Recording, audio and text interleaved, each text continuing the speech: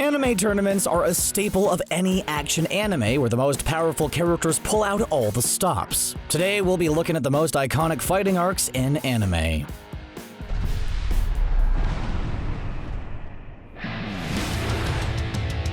Let's start things off by talking about one of the oldest fighting tournaments in anime, the World Martial Arts Tournament, or the Tenkaichi Budokai. Personally, I think they should have gone with the English translation and called it the Strongest Under the Heavens Martial Arts Tournament. Doesn't that sound a lot better? The World Martial Arts Tournament is a staple in the Dragon Ball franchise. It's featured in some form in every iteration, from Dragon Ball to Dragon Ball Super. It's what Goku trains for under Master Roshi, as well as what Cell bases his Cell games off of. In fact, even the tournament between Universe 6 and 7 is modeled after the WMA. This tournament has had its host of different winners over its long history as well. In Dragon Ball, Master Roshi won the 13th and 21st tournaments. Tenshinhan won the 22nd tournament, and Goku finally won the 23rd. However, the winner of the most recent tournaments goes to Mr. Satan. He's won a whopping 7 tournaments, beating out the rest of the Z fighters combined. I guess by that logic, he's the strongest man on Earth.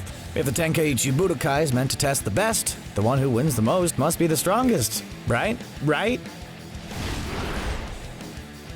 One Piece. Ooh boy, where even to begin with One Piece? Now, there have been a few tournaments in One Piece. Honestly, with over 900 episodes, you'd think there would be more, but for this entry, we're going to be talking about the Dressrosa tournament. Firstly, this is because this tournament behaves the most like your traditional anime tournament arc where a bracket of fighters fight for a prize. And 2, because the stakes for this tournament are very important. This isn't a tournament to the death, but the prize is something Luffy can't pass up. It's the Flare fruit that once belonged to his brother Ace. When Ace died, his Devil Fruit power appeared somewhere in the world to be reclaimed again. And the fruit just so happened to appear in Doflamingo's hands in Dressrosa. However, Luffy can't just walk in and enter a contest. He's in Doflamingo's country, and is wanted by the warlord, so he goes in with a cheap beard and enters under the name Lucy. And to no one's surprise, this works. Dressrosa was a long arc, and this tournament did not help its overall length. However, the tournament was still an enjoyable one, with Sabo, Luffy's childhood friend, getting the fruit. Next up, we have Fairy Tail's tournament, the Grand Magic Games. 1 part tournament, 1 part festival, and 1 part guild games, the Grand Magic Games. The winner of such a tournament will bring fame and glory to their guild, so naturally, Fairy Tail enters in. The Grand Magic Games pulls in guilds from all over the country to compete, and going into the tournament, Fairy Tail is seen as the underdogs. Like other tournaments on this list, the Grand Magic Games is split into many days, consisting of different events that don't all involve fighting. For example, one of the events where Fairy Tail makes a comeback is Pandemonium, a magical building where powerful monsters live. Each contestant is awarded points based on the power level of the monsters they face. Urza Scarlet goes in and comes out defeating every single monster in Pandemonium. All on her own, Urza shows off her immense power by taking on monsters from level D all the way to S-ranked monsters. There's also a large one-on-one tournament where our main Fairy Tail take on some of the odd foes from other guilds. All in the pursuit of glory, the highest of bragging rights. Oh, wow. Where to even begin with this one? Whew. The list can just be made up of all the best moments from the Chunin Exams. There, that's it. Boom. Easily the best arc in all of Naruto, the Chunin Exams goes through a lot. And boy do I mean a lot. The Chunin Exams have not just 1, not just 2, but 3 tournaments in the whole test. Yeah, I'm including the Forest of Death as a tournament because it absolutely is. For time's sake, we'll look at the 2 main tournaments though, the preliminaries and the finals. The preliminaries have, without a doubt, the most memorable fight in the entire series. Maybe all of anime. You know what I'm talking about.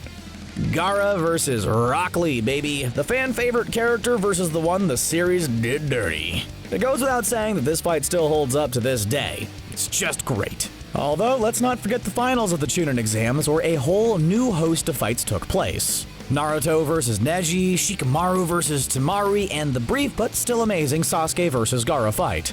It's still not Rock Lee versus Gaara, but it comes a close second. One of the recent additions to the anime tournament arc trope, My Hero Academia Sports Festival, is a refreshing take. For starters, the framing device of this being a sports festival already lowers the stakes to a point where it's more pride in career opportunities on the line and not their lives. With this being a low-stakes tournament, we're allowed to see more of the characters' personalities and not have everything boil down to, I must fight to survive, oh? One of the best fights that exemplifies this is the fight between Uraraka and Bakugo.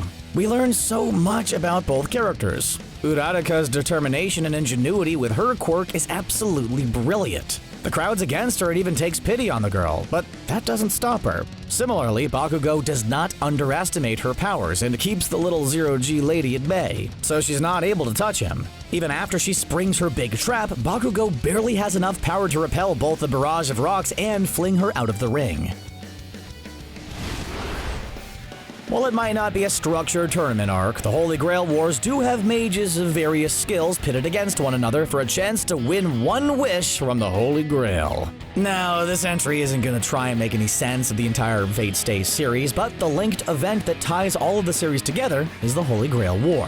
Each time a war is announced, mages summon servants to fight in their place, or often alongside them. There are several classes in all, but the main ones are Berserker, Saber, Archer, Caster, Rider, Lancer, and Assassin. Each mage summons a historical figure to battle for them. Each time a Holy Grail War is announced, the classes and heroes change. Saber, more often than not, is Artoria Pendragon, or King Arthur, though in this franchise she's a woman instead of a dude. Artoria has been Saber for a number of Holy Grail Wars and remains one of the stable characters in the series. While the mages of each war change, the rules remain the same. It's a fight to the bitter end. When the last master and servant are standing, the winner will get a wish from the Holy Grail. Yu-Gi-Oh! Introduced the concept of high-stakes card games. You thought the World Championship of Poker tournaments were high stakes? Psh, get real. No poker game could ever decide the fate of the entire world. Yu-Gi-Oh!, just like Dragon Ball, can be defined by its tournament arcs. Most people will know the Yu-Gi-Oh! Anime for either Duelist Kingdom or Battle City. While Battle City had Maximilian Pegasus, it had a ton of other weird costumed fools looking to take a children's card game to the next level. Battle City took what the Duelist Kingdom was going for and turned it up to 11. For starters, Battle City introduced a lot of the actual card game's rules. Yeah, none of the shenanigans used in Duelist Kingdom would be in Battle City, so there were no infinite Karibo walls or fusing a magic card with the monster card to lower the attack points of a fusion monster. Nope, none of that malarkey. Also, the Battle City tournament technically spanned 2 seasons. Yep, after all the finalists collected the necessary cards and boarded a blimp, the tournament took a detour when Yugi and the gang got isekai'd to a virtual world. Then it picked right back up when they escaped. You knew this one was coming. If the Chunin Exams were going to be on this list, you had to have known the Dark Tournament was going to be on it too. The Dark Tournament is one of the best-known arcs in Yu Yu Hakusho. Some would say the best. I would say the best. Yeah, I'd say the best. The Dark Tournament is a no-holds-barred deathmatch where teams of 5 compete, all at the behest of wealthy crime lords and demons pulling the strings. The winner of the tournament would get 1 for each member of the team, and due to the wealth and power of the organizers, almost nothing is off the table. The tournament matches were held with either 1-on-1 matches or 3-on-1 in some cases, with the main cast facing against an increasing host of powerful opponents. To a lot of fans, the Dark Tournament is the best, purest form of the trope. During these fights, we see each fighter test their abilities and get stronger, while we see some interesting characterization. Additionally, the stakes of the tournament matter to both the main characters and the world at large, since the Dark Tournament seems to be a seedy yet vital institution. There's another tournament arc that is eerily similar to the Chunin Exams. So similar, in fact, that one could say the Chunin Exams took inspiration from it. The Hunter Exams in Hunter x Hunter. Both in the 1999 adaptation and the more recent adaptation, Hunter x Hunter's first major arc is the Hunter Exams, where applicants go through a series of challenges and trials to become licensed hunters. While each exam is different, the test Gon and his friends take on is done in 5 phases. The first phase includes a long endurance run down a dark tunnel. The second phase is a cooking challenge where applicants help gourmet hunters hunt down ingredients to cook. The third phase is a gauntlet through Trick Tower where the remaining applicants have to get to the bottom of a tower within 72 hours. Phase 4 is a free-for-all manhunt on an island where 25 remaining applicants fight amongst each other. The top 7 hunters are then pitted in an old-fashioned tournament, and the winners are licensed as hunters. Not only is the hunter exam an excellent tournament, but it also employs a lot more skills than fighting to determine who's truly worthy of receiving their license. When the first tournament arc was written, why wasn't the next immediate thought, hey, you know what this fight needs? Giant robots. Like most things in life, tournaments are improved when you add giant robots. Of course, that is the thought behind most of the Gundam series. What makes war better?